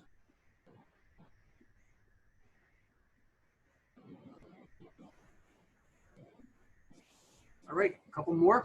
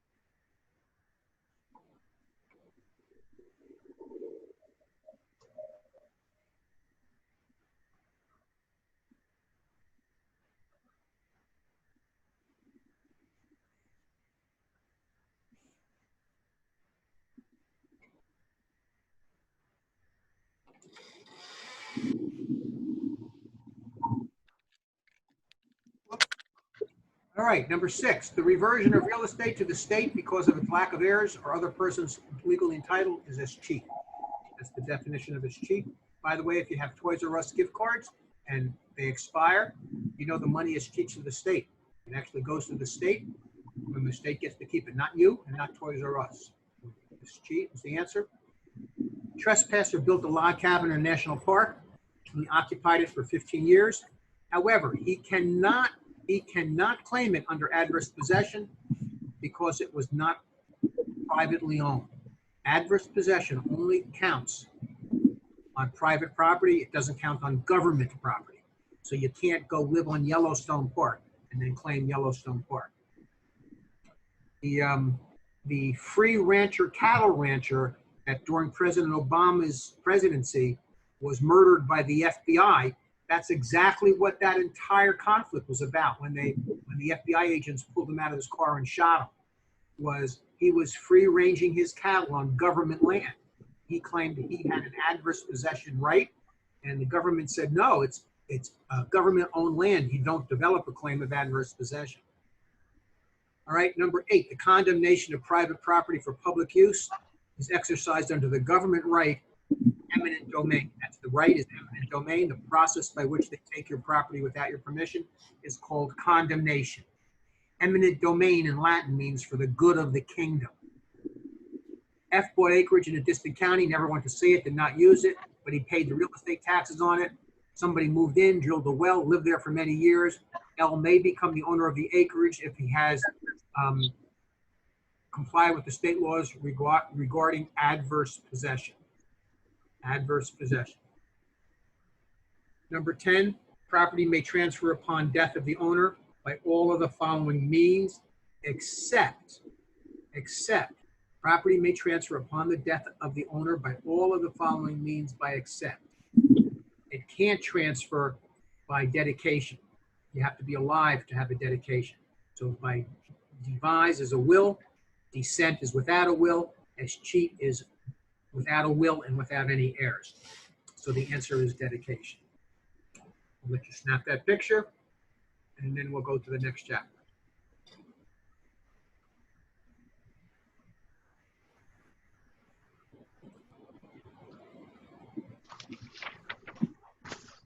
Condemnation and adverse possession.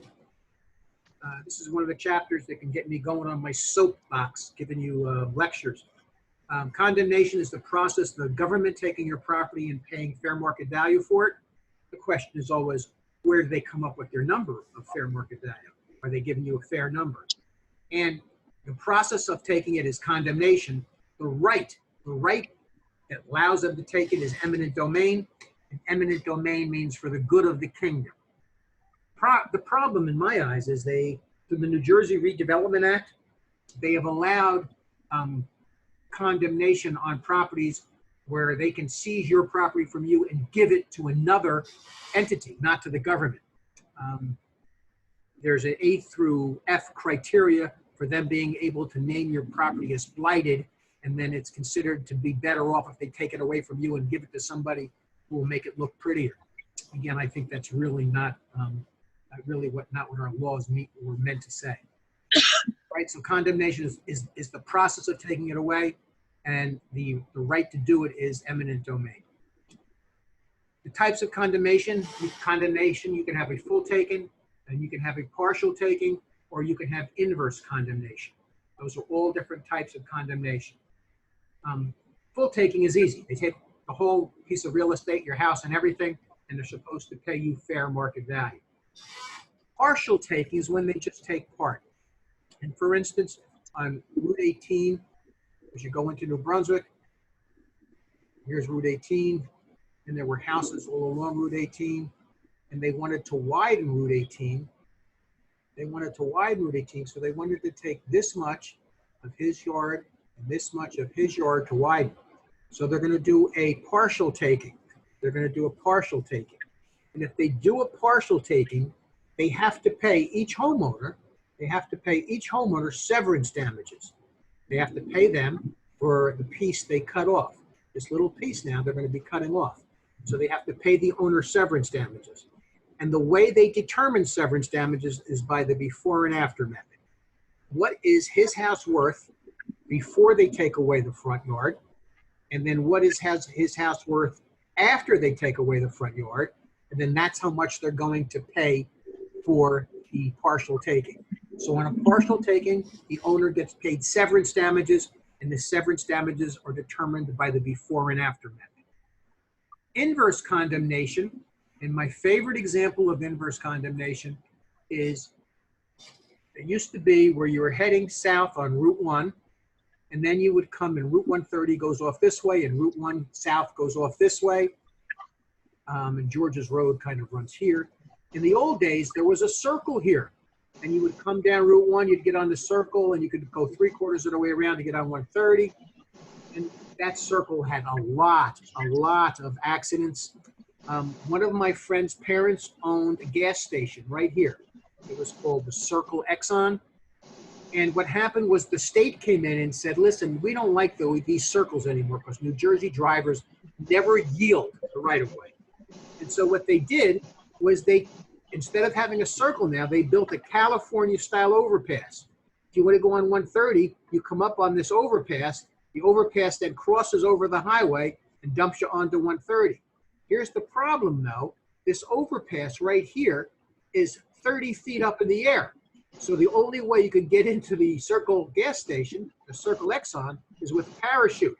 And so something that the government did, building this California-style overpass, made this gas station worthless. That's an example of inverse condemnation. So that owner of that gas station had to be compensated for losing the ability for his property to make him any money. Another really weird example of inverse condemnation is when the killer whale at SeaWorld, Ticotin, killed its second trainer. California wanted to pass a law that said killer whales are no longer allowed in captivity. And SeaWorld said, if you pass that law and say killer whales are no longer allowed in captivity, then you're making our SeaWorld park in California worth less money, and you've got to pay us severance damages. So again, that's an example of inverse condemnation. So types of condemnation are full. That's where they take the whole thing and they pay you fair market value. The argument is always, are they giving you the real fair market value or are they cheating you? That's always the question. Partial taking, where they're just taking part of your land, they have to pay you severance damages. And they determine the severance damages by the before and after method. And then if the government does something that makes your property worthless, they have to compensate you. Now think about this. What about if the government passes a law that says restaurants have to close? Will those restaurants sue the government now for inverse condemnation? You better believe there's going to be a whole bunch of cases along those lines. And I think you're starting to hear about them on TV tonight. People are starting to sue the governor of New York and the governor of Atlanta for closing down their restaurants because that's an example of inverse condemnation. Okay? Full taking is not covered by title insurance. The amount paid is often in question. The most famous case is Kelo versus the city of New London, Connecticut. And again, New Jersey's redevelopment law says that they can take your property instead of the government using it, which is the way the law was really meant to be. They can take your property for doing something like building a new mini mall. So very unpopular. Eminent domain is very unpopular with a lot of people. Again, the most famous case is Kelo versus New London, Connecticut. If you Google the Little Pink House, there's all kinds of movies about it. Pfizer Chemical Company, through eminent domain, took all the property of all the homeowners along the river there in New London, Connecticut. She fought it. Mrs. Kelo fought it all the way to the Supreme Court and lost on a 5-4 decision. And they eventually got her house anyway. They were going to build their world headquarters on all that land that they had seized for eminent domain.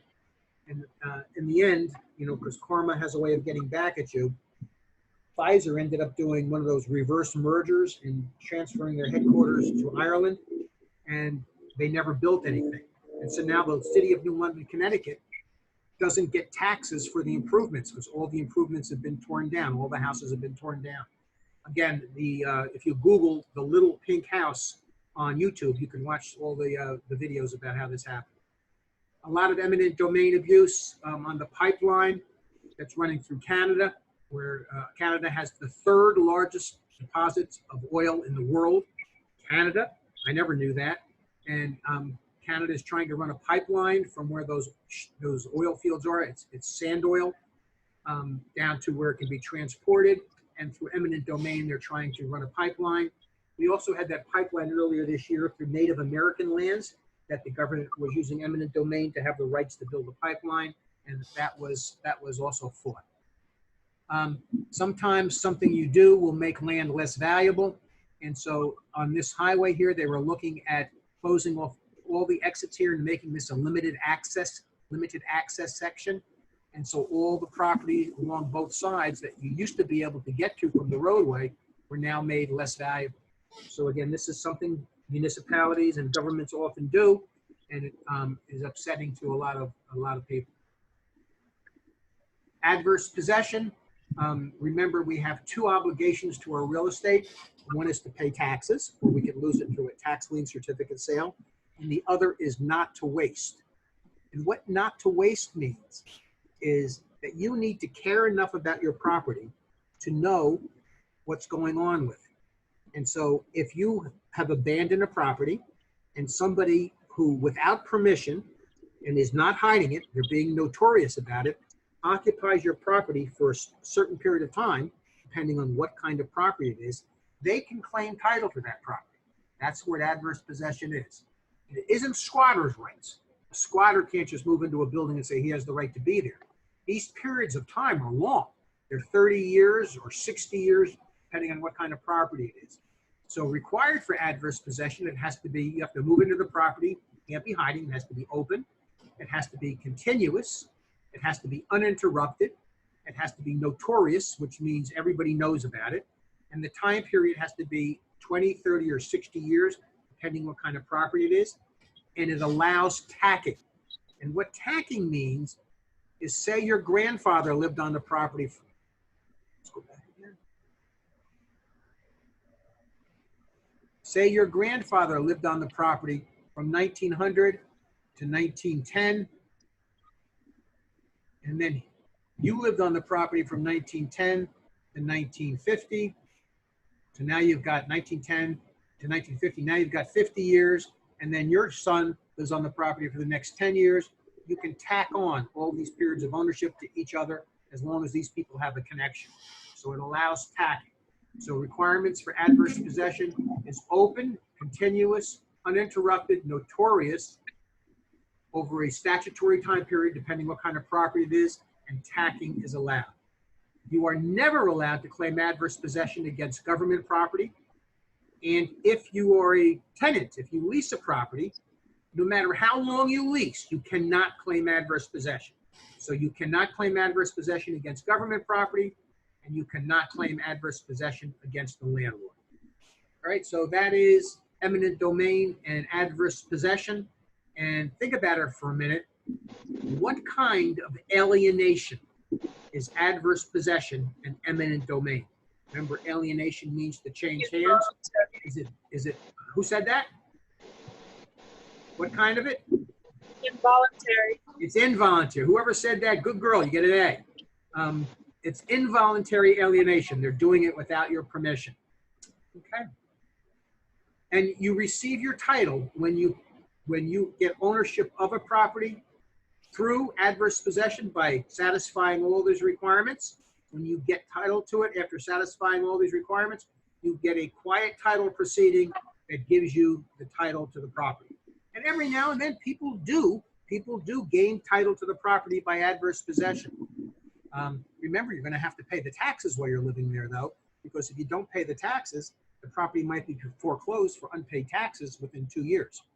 So if you're living there openly, continuously, notoriously, you're probably going to have to pay the taxes so that the property doesn't get foreclosed. All right, this is the chapter we're going to work on tomorrow night, mortgages and financing. Long chapter, a hard chapter. Again, skim the chapter from 6 to 6:30. I'll try to get everybody out copies of the questions we did tonight, and I'll work on the YouTube recordings on this. Can anyone pay the taxes? The answer is yes. Anybody can go down and pay the taxes. So if you're living in a house that seems to be abandoned and the taxes are due, you can go down and pay the taxes. You might not get that money back in the event the owner shows back up, but if you live there for 60 years and you pay the taxes, you could get the property through adverse possession. Good question. I love it with those kind of questions. It shows you're paying attention. All right, that's it for tonight. We'll see all you guys tomorrow night. Thank you very much. I'll see if I can rectify the shaky internet a little bit better by tomorrow night. And tomorrow is an important chapter. So let's see, we got another question here. Oh, so thank you. Okay, you're welcome. And again, for people who might miss class, I'm trying to record all this stuff. Sometimes it takes a while for processing and for me to edit it, especially if I say stupid things during the presentation. I have people who tell me I'm saying, you shouldn't have said that, or you shouldn't have said that, but that's okay. And I will do my best to make sure the people we missed tonight are pushed back on for tomorrow's class. I'll work on that right now. Same thing though, if you haven't received an invitation by about noontime tomorrow, text us so we can make sure you get on. I apologize for that. Another chat feature. I don't know what time we're going to have the recorded ones on. I'll try to have them. I'll try to have them on. And I'm sorry for your loss, but I'll try to have them on. I'll try to have the last 3 on by sometime tomorrow morning. All right. Any other questions? Let's get your licenses. It's getting busy. People are making money. I just recently purchased from a coach a whole coaching program with lots and lots of resources. So when you get your license, we have in place a training course for brand new people so that we can get you up and running. And I have so many more leads than I can handle because I have so many listings. I have so many more leads, rental leads, commercial leads, residential leads. We are certainly looking for new people. So we'll talk to everybody. We'll talk to everybody when you get your license. All right, guys, that's it for tonight, and I'll talk to you soon. Good night.